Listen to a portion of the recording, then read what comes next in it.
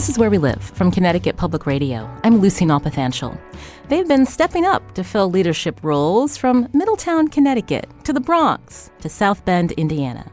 They're Millennials, and author Charlotte Alter's new book focuses on them. She spent 3 years traveling the country to meet these young politicians who, quote, are trying to build a new America from the ground up.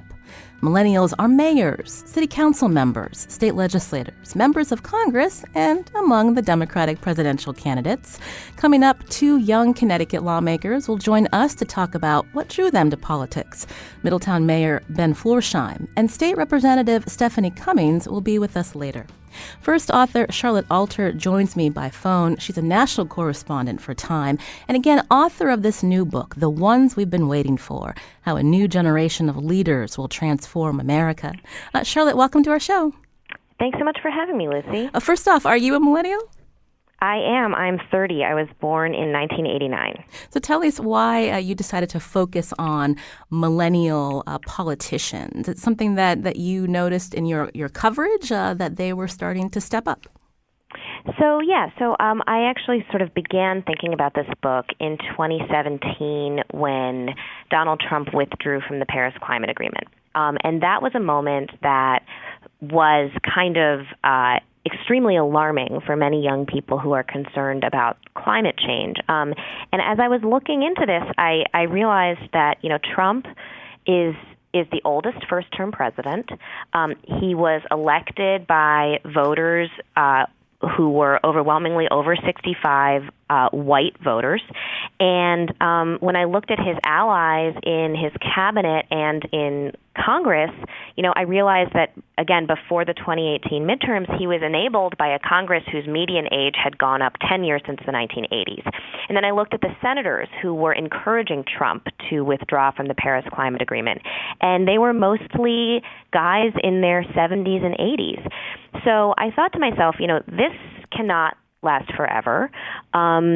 We're approaching a moment of generational shift, and so I decided that I would, while every other political journalist was laser focused on the Trump administration, I was going to focus on the young people around the country who were kind of stepping up to lead in their communities. And it happened to be that one of the young people that I started interviewing for this book in 2017 was Pete Buttigieg, who now is a major presidential contender.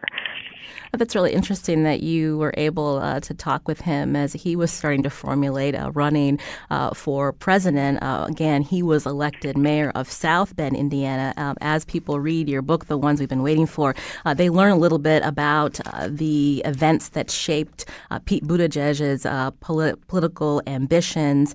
Something that you focused on was 9/11 was a big deal for many of these millennial politicians as they thought about what shaped their worldviews. Mm-hmm. Yeah, exactly. So the book kind of follows 10 millennial politicians through the major events of the last 20 years. Because one of the things I learned as I was doing this research is that actually the events of early adulthood shape people's politics for the rest of their lives, and that actually it's a myth that young people are always liberal and older people are always conservative. In fact, people develop their lifelong political leanings in reaction to the experiences of their early political life. And one of the things I learned is that unpopular presidents tend to repel young people from their party, and popular presidents tend to attract young people to their party. And so, I traced the lives of people like Pete Buttigieg and Alexandria Ocasio-Cortez and several of the young women who just got elected to Congress, like Haley Stevens and Lauren Underwood, and some Republicans like Elise Stefanik and Dan Crenshaw, and also some, local and municipal leaders like Svante Myrick, who's the mayor of Ithaca, New York, or Eric Lesser, who's a state senator from Massachusetts. I traced them from 9/11 through the wars in Iraq and Afghanistan, in which some of them served, through the financial crisis, which affected many of their lives in terms of their own ability to earn a living, or, Alexandria Ocasio-Cortez's family almost lost their home during the financial crisis, through the rise of Barack Obama, who was somebody that many of these young people had worked for either on his campaign or in his administration. And then the social movements that arose during Obama's presidency, like Occupy and Black Lives Matter, and then the rise of Donald Trump, which was for many young people kind of a wake-up call moment. And many of them decided, you know what, now is the time for me to get involved. Let's break that down a little bit more. Again, my guest by phone is Charlotte Alter. She's a national correspondent for Time. She has a new book out, The Ones We've Been Waiting For, How a New Generation of Leaders Will Transform America, focusing in on the millennial generation and, the life events that have shaped their political beliefs and why they are now running for office or have been elected to office.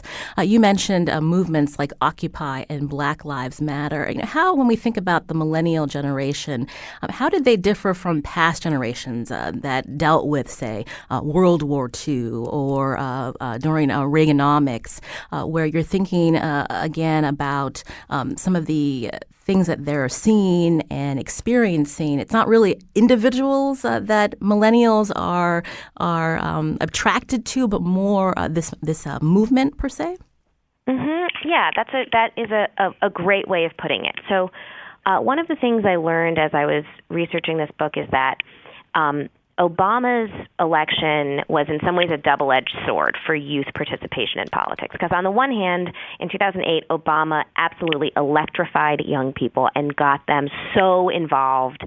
And, people were knocking on doors for him, and he had a record youth turnout, and young people delivered Iowa and then the nomination and then the general election to Barack Obama. But then what happened was that many of these young people thought to themselves, oh my gosh, we've just done this historic thing. We have the first black president. He'll take care of it. And they had stepped into the political system to help elect him, and then they stepped right back out because many people believed in him so much that they thought that he could solve these problems by himself without any help.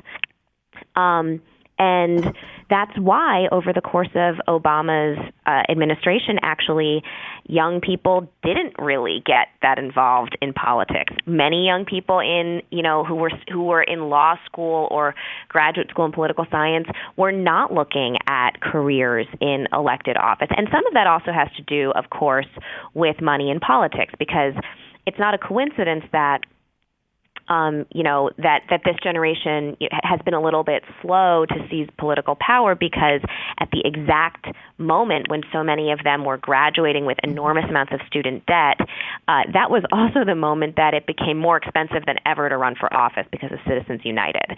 So, it coincided with this moment where only extremely rich people who were themselves millionaires or had a lot of friends who were millionaires could afford to mount a political campaign. And most millennials were not in that financial position. So what you saw as in response to Barack Obama was a sort of sense among many young people that, listen, hey, if somebody as transformative as Barack Obama could not solve income inequality, or if the first black president could not solve structural racism, then maybe these problems were beyond the scope of one person's ability to solve. And maybe they were systemic problems that needed a systemic solution, and that it needed to be a movement of many people all at once, not one single figure who was going to address some of these problems. So that's why, for example, Occupy and Black Lives Matter, which were both deeply rooted in social media and this idea of networked power and a sense that there wasn't one person who was in charge. There were dozens or hundreds or even thousands of people who were in charge. That really shaped the way millennials think of political power as something that is kind of experienced in the plural and not necessarily like looking to a specific person for guidance. I should mention, when we talk about the millennial generation, you're looking at individuals born between 1980 and 1997? Yes. So Pew defines millennials as born between 1981 and 1997, but I kind of made an exception for 1980 because I really wanted to include Carlos Curbelo, who is a young conservative Republican who really he lost his seat in 2018, but his experience really shows a lot of the challenges facing the GOP right now with young people. And so he was born in the fall of 1980, and so I didn't want to cut him out just because he was born 3 months too early. So I made a little bit of an exception for him. So when we look at surveys today, millennials skew left, but in terms of President Trump's election, how has that impacted the Republican Party with young people who are interested in politics? Well, Trump's election has really, it has turbocharged the young left. I mean, what we saw in 2018 was that all of these young people who never would have considered themselves to be political actors looked at this guy who, was not only 71 years old, but also had never held elected office, was accused of sexual assault by multiple women, had a Twitter feed that was out of control.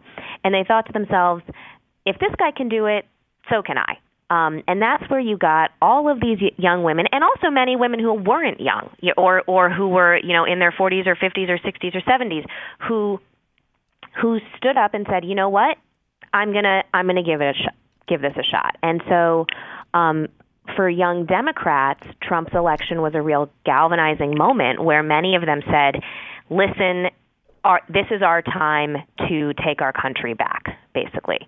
But for many young Republicans, Trump's election had a slightly different effect because over the course of Obama's presidency, young Republicans had been trying really hard to pull the Republican Party into the 21st century, to bring in more women, to bring in more young people, to bring in more people of color. And as I detail in this book, a lot of young Republicans who were elected before Trump were very much trying to build a 21st century Republican Party that had diversity and that believed in climate change and that, welcomed women. And they didn't want the Democrats to be the only party that had any significant diversity. They thought Republicans should have diversity.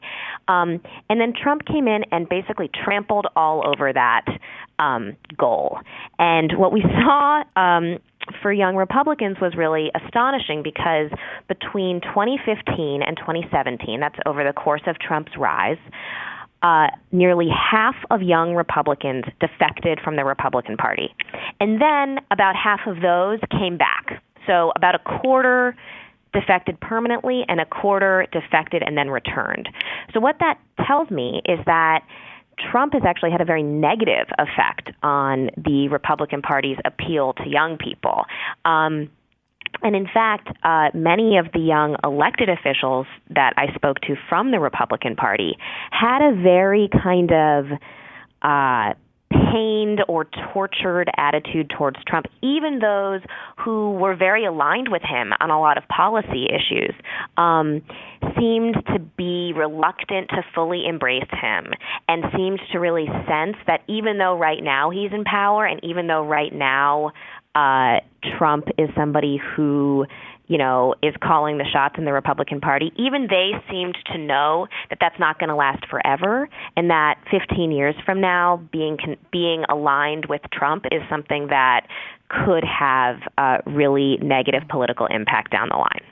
This is Where We Live from Connecticut Public Radio. I'm Lucy Nalpathanchel. My guest today, Charlotte Alter, national correspondent for Time and author of The Ones We've Been Waiting For, How a New Generation of Leaders Will Transform America. We're going to continue talking with her after the break and also meet a millennial politician who was recently elected to be mayor of Middletown, Connecticut. That's Mayor Ben Florsheim. You can join us too, 888-720-9677, or find us on Facebook and Twitter at Where We Live.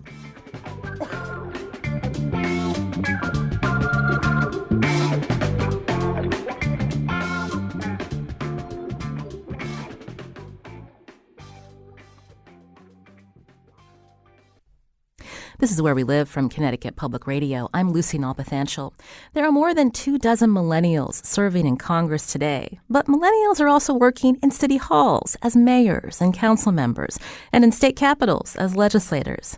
What life events shape millennials who are in politics today, and why are they so misunderstood? My guest, Charlotte Alter, helps answer those questions in her new book, The Ones We've Been Waiting For, How a New Generation of Leaders Will Transform America. Charlotte is also a national correspondent for Time. You can join our conversation. Are you a millennial involved in politics or thinking about it? The number 888-720-9677. Or you can find us on Facebook and Twitter at Where We Live. Before we continue talking with Charlotte, I wanted to mention that we have a millennial political leader in studio with us now, Mayor Ben Florsheim, who was recently elected to serve Middletown, Connecticut. Mayor Florsheim, welcome to our show. Thanks for having me. So you're on the younger side of the millennial generation. The tail end a little bit there, yeah. So tell us, when we hear Charlotte talking about life events that led some of these millennial leaders to enter political office, what shaped your interest into politics? Well, what you were talking about with Charlotte earlier really resonated strongly with me. I started paying attention to politics when I was in high school during the election of Barack Obama. I started following it in 2008. And after that election, I just kind of kept following it. I wanted to learn more. I wanted to sort of follow this presidency. I found myself learning more about Congress and state and local politics. And when I arrived in Middletown to become a student at Wesleyan University, I got involved in local campaigns right off the bat. As I was studying politics and government in school, I also wanted to have the sort of real life experience of it, and it just kind of led me into what became my career path. And at a juncture in time where that felt very where we were going through all these turning points that Charlotte was talking about earlier, it kept me galvanized. It kept me hooked. Now, you worked for Senator Chris Murphy again before you became mayor of Middletown, Connecticut. He's one of our younger politicians, not a millennial. But how did your time in his office shape again how you connect with constituents using social media, per se?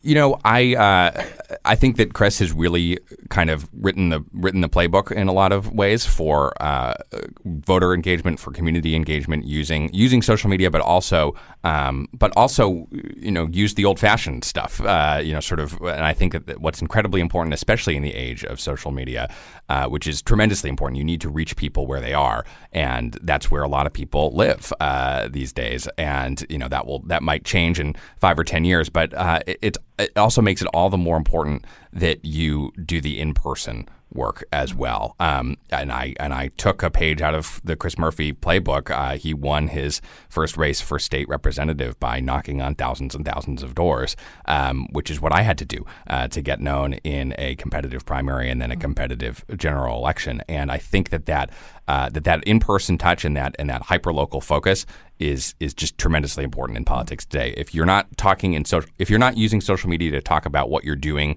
in person, it's not going to really resonate. And I think it's that combination that has been working for a lot of folks. Charlotte Alter, if you could pick up on that, there's a sentence in your book, again, The Ones We've Been Waiting For. You write, social media buzz is the oxygen of 21st century American politics, something that we see Representative Ocasio-Cortez using extensively. Yeah, absolutely. And I think the mayor is exactly right, though, about, how what you do on social media needs to be connected to what you do in real life. I mean, I think of it kind of like how FDR used the radio and JFK used television. Modern political figures, and Donald Trump, understands this better than anybody else. Yep. Modern political figures cannot break through without using social media in a sophisticated and importantly authentic way. And so I think, some of the ways that we've historically seen political figures use their Facebooks or their Instagrams in a way that's literally like, here I am at the local pancake breakfast, like thumbs up.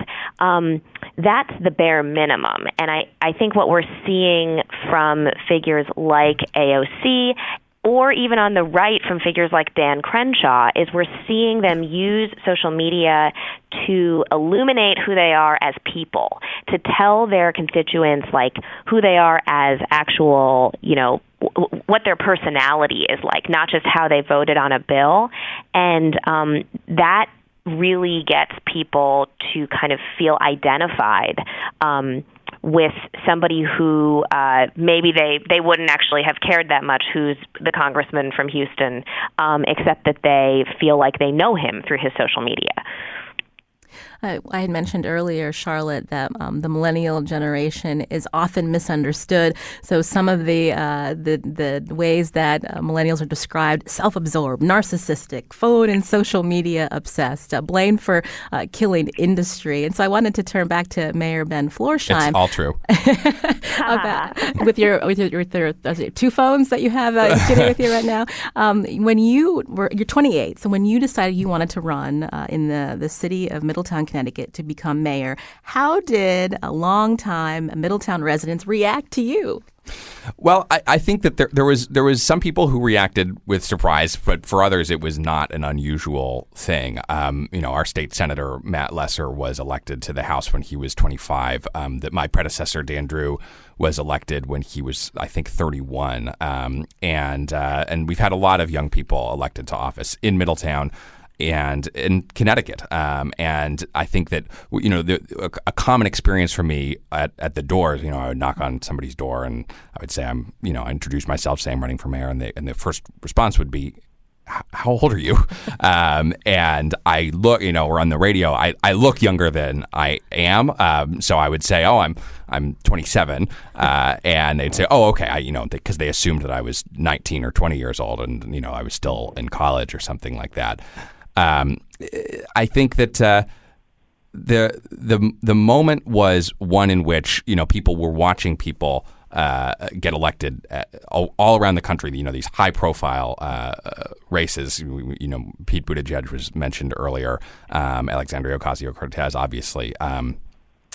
And there's a lot of desire in Connecticut, and I think in general, for new voices at the table, for a sense of moving forward, a sense of a future-focused, future-oriented politics and approach to government. And so that resonated with a lot of people. And my sense all along the way is, and I have to certainly want to keep myself humble about this, and that's where the listening, and that's where the door knocking, and that's where the making sure you show up comes in.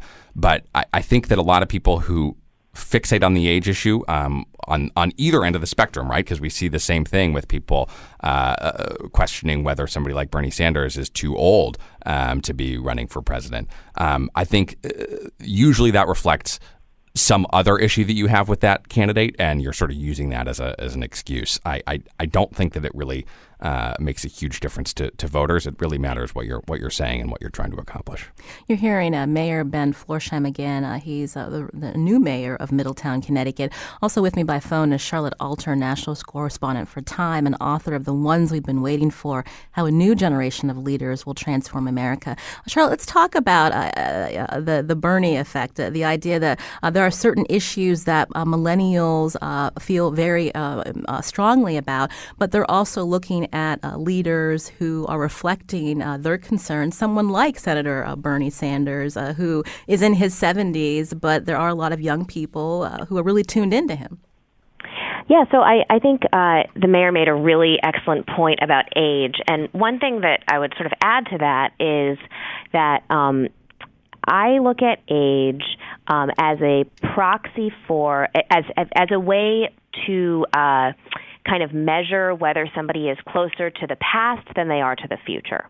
So, for example, somebody like Chuck Grassley was born in 1933. He's a Republican senator. He was born in 1933. He was 5 years old when the chocolate chip cookie was invented. So some of these some of what this election is about, and also just, even beyond this election, this moment of generational shift, some of this is about people asking themselves the question of, should the people who ruled the 20th century, should those exact same people be ruling the 21st? Does having your politics rooted in 20th century assumptions and ideologies, is that still relevant 2 decades into the 21st century? And I think Bernie Sanders is, in a lot of way, an exception to that, because he was somebody who was, frankly, not embraced in the 20th century. He was not somebody who was considered to be a major political leader in the Senate in the 90s. And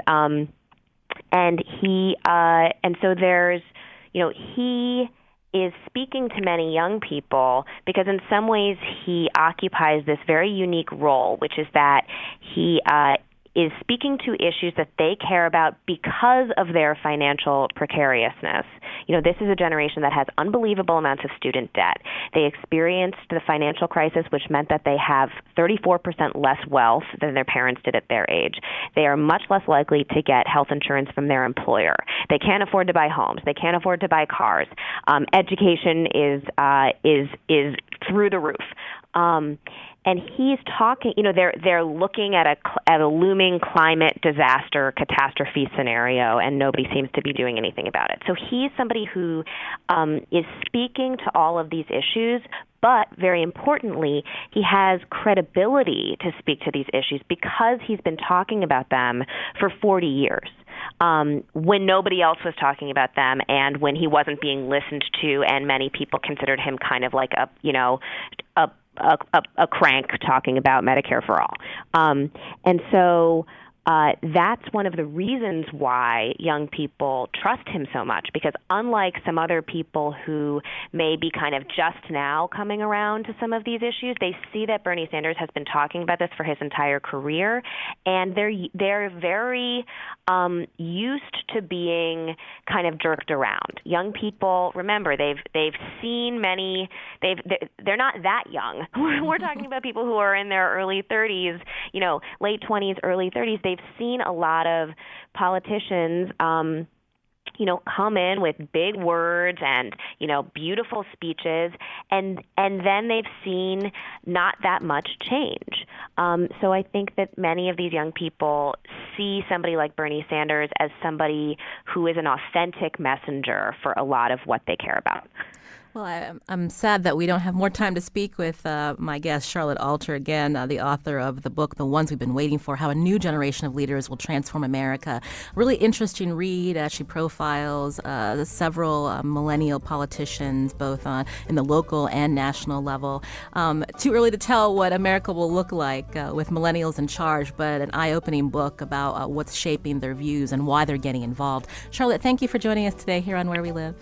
Thanks so much for having me. Also with me is Middletown Mayor Ben Florsheim. He's going to stick around. Coming up after the break, we're going to hear from a Republican Representative Stephanie Cummings, who serves Waterbury's East End and East Mountain neighborhoods in the Connecticut General Assembly. And you can join us too. But before we get to that, it's our winter fundraising campaign. You can again support WNPR and all of the programming you hear. Here's the number to call.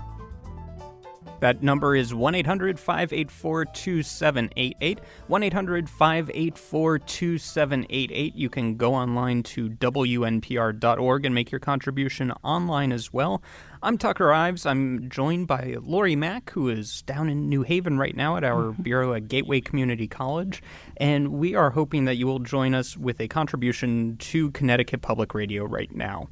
We have a goal of $1,200 during this hour of Where We Live. And we had a pretty strong morning during Morning Edition, but things have slowed down a bit so far during Where We Live. This fundraising drive has started to morph a little bit into a marching band to nowhere, so let's get that band back on track and help us reach this $1,200 goal. You can give us a call at 1-800-584-2788 or go online to WNPR.org.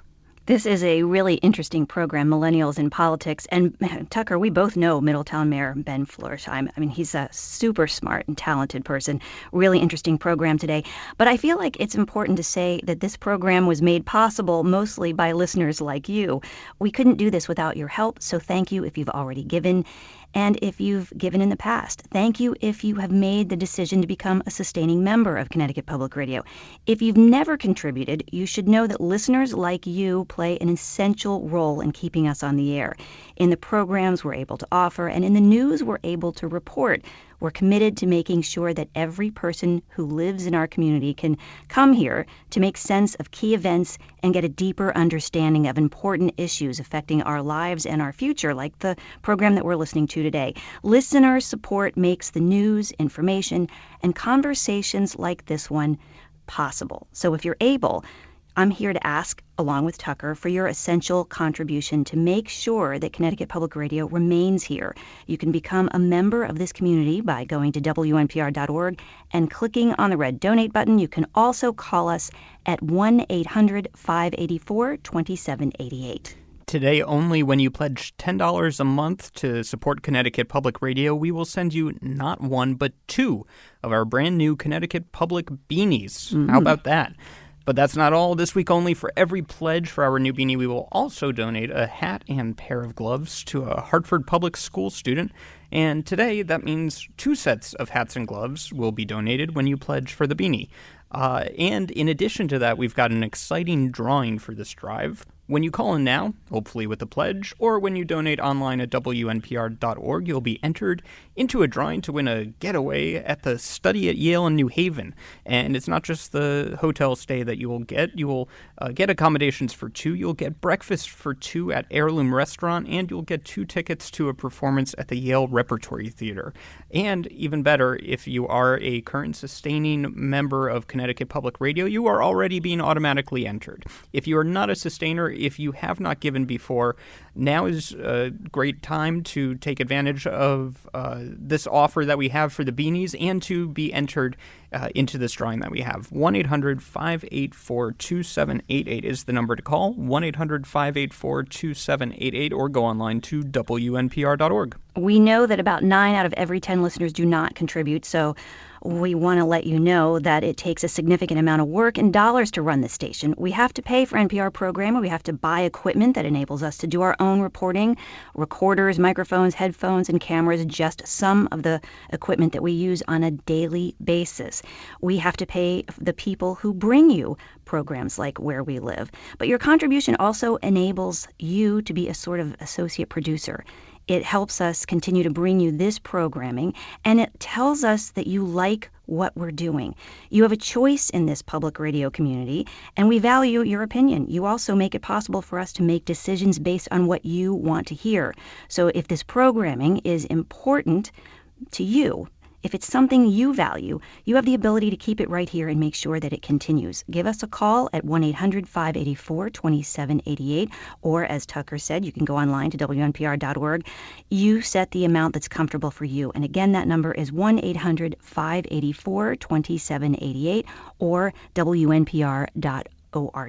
And we will be returning to Where We Live in just a moment, so we are hoping that when Where We Live is on the air, that you will show your support for this show. This is one of the ways that we gauge success of a given program, is how much listeners value it, how much money we are able to raise while the show is on the air. So if you want to show your support for Where We Live, if you want to show your support for the team behind this show, please do it now at 1-800-584-2788, 1-800-584-2788, or WNPR.org. And thanks so much in advance. This is Where We Live from Connecticut Public Radio. I'm Lucy Nalpathanchel. We've been talking about millennials who are political leaders. In studio with me is Mayor Ben Florsheim of Middletown, Connecticut. And joining me now by phone is Representative Stephanie Cummings. She serves Waterbury's East End and East Mountain neighborhoods in the Connecticut General Assembly. Representative Cummings, welcome to the show. Good morning. Thank you for having me. So we were talking with national correspondent of Time, Charlotte Alter, about her book looking into why there are individuals in the millennial generation who are stepping up and getting into politics. So what got you involved, Representative Cummings? I actually completely fell into politics when I was in college. I was taking First Amendment classes at Sacred Heart University with Dr. Gary Rose, and I just found the topic and the material so interesting. So I started volunteering on a campaign as part of my senior project, and then I interned at the House for the seat I actually hold now. And so you are a millennial that's in the Republican Party in Connecticut. So when you think about who your colleagues are in the General Assembly, are there a lot of millennial lawmakers? There are. I'm actually the youngest female lawmaker that is currently in the Connecticut General Assembly, but there are plenty of my colleagues like Jesse McLaughlin, who's another young Republican who's proud to represent the state of Connecticut. Something we talked about with Charlotte is that when we think about the millennial generation, that they skew left, and with someone as polarizing as President Trump, you don't see a lot of young Republicans that are supporting him and his policies. How do you see the national conversation about what's happening in Washington with the divisiveness impacting the Republican Party here in Connecticut, if at all? Well, I think that the divisiveness that's happening down in D.C., of course, has an impact here in Connecticut, but I think that Connecticut Republicans, we are our own entity. We are bipartisan. We work together. We're the only caucus in the building that has a female leader. So I think that we really stand on our own in identifying who we are and the values that we represent here in Connecticut. So when you're thinking about issues that you want to address for your constituency in Waterbury, but also thinking about your young constituents, what are some of the issues that you want to tackle as a state representative? So I represent Waterbury's East Side and East Mountain, and I'm actually probably the most urban Republican in the delegation. But we work really closely across the bipartisan aisle. So as a freshman, I was very concerned about public safety in my district. And I went through the budget and found a way that I could bring $300,000 back to the district per year to be able to fund anti-gang initiatives. And my colleagues from the entire Waterbury delegation joined in, and it was a bipartisan effort to help better Waterbury. We are hearing from someone on Facebook. James writes that he's a millennial, 26, on the Cromwell Town Council. He goes on to say it's vitally important that our generation makes up the majority of the workforce, that we have our voices heard for what we want the future of our state to look like. We want a sustainable Connecticut that's built for the next century and will keep our young people from moving away. So, Representative Cummings, is that something that you are also looking to address? Of course. I mean, making sure that my generation has a place to stay and it is affordable to be able to have a family, that the education is something that the parents of these young children are going to want to engage in. Of course, that's important to me.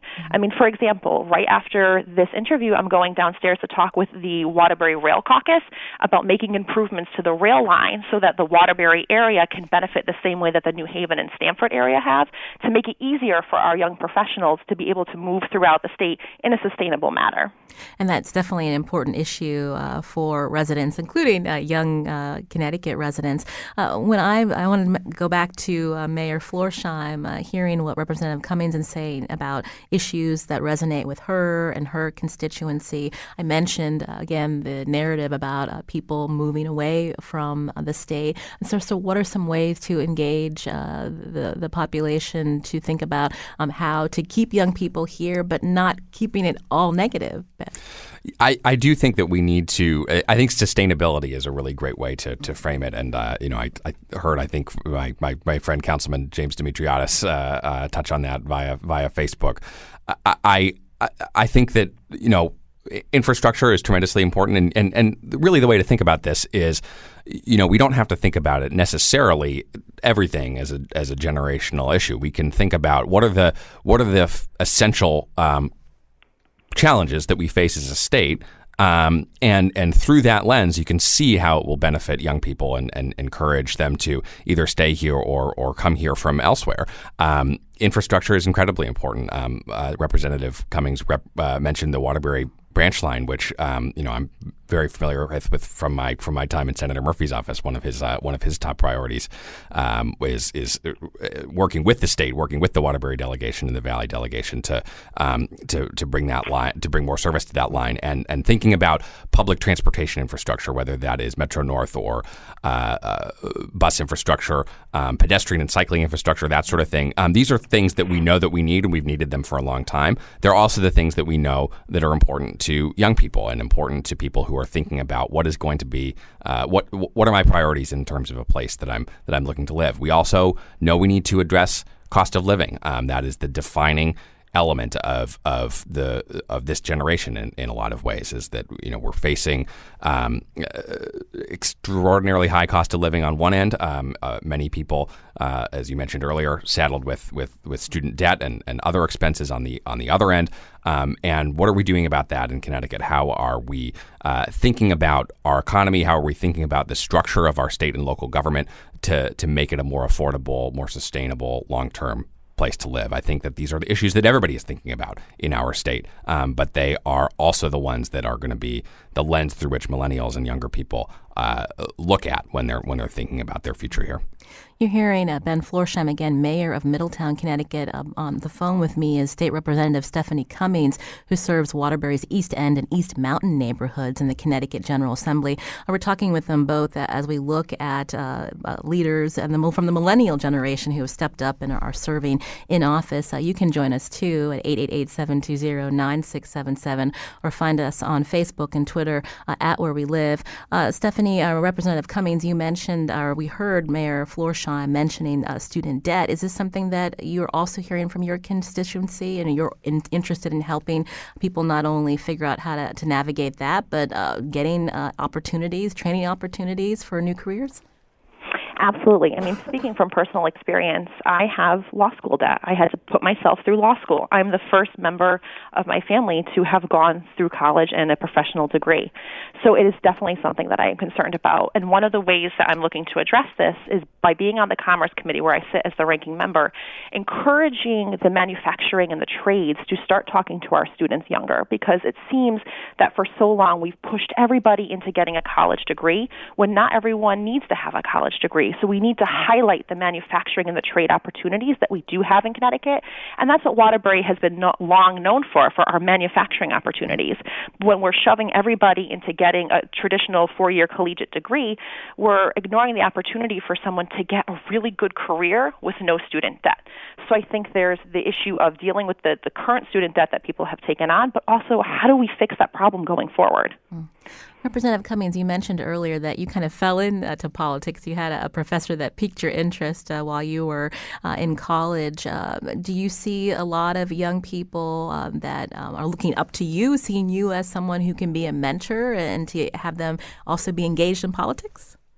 I sure hope so. I try to reach out to the younger generation as much as I can. I actually just recently visited Crosby High School, which is in my district, and worked with a great group of dynamic students to talk about the issues that are important to them. And we talked about a bill that would take some of the tobacco settlement monies and bring it back to the districts to be able to promote anti-drug and anti-smoking initiatives. That was really important to them. And we're going to have a public hearing and bring them up to Hartford to engage in the process. So I hope that they learn. They're not old enough to vote at this point, but their voice still matters, and I want them to understand the process. I want them to know who their representative is and how they can engage in the dialogue that's going to impact them here in Hartford.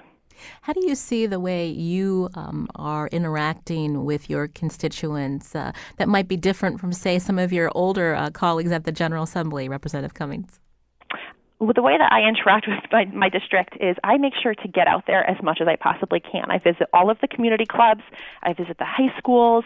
I go into the younger elementary schools. I talk about what it's like to be a lawyer, what it's like to be a state representative. So I try to make sure that I'm having as much one-on-one contact and talking to all of the generations in the area in which I live and represent. I want to go back to Mayor Ben Florsheim again, who leads the city of Middletown, Connecticut. Talk a little bit about some of the politicians that you're working with, maybe in a bipartisan manner, as you're thinking about, again, how to address Connecticut's issues, and especially in Middletown, Connecticut. Well, I'm very lucky right now in that our city council, we have a 12-member city council that members are all elected citywide at large, and it really doesn't feel, in this, which is, it's astonishing to even say this in the climate that we're living in at the national level.